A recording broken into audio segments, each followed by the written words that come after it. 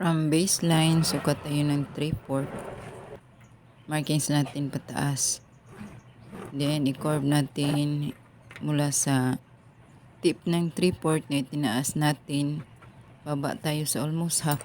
Then, marking natin ng straight sa center ng half neck hole.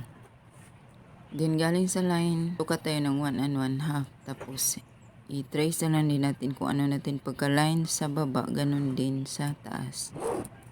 Pantay mo na siya na 1 and 1/2 yung lapad. Then, connect natin siya ng straight line bago natin siya i-shape. Bawas tayo each side ng 1/4. Dito banda at saka dito banda 1/4.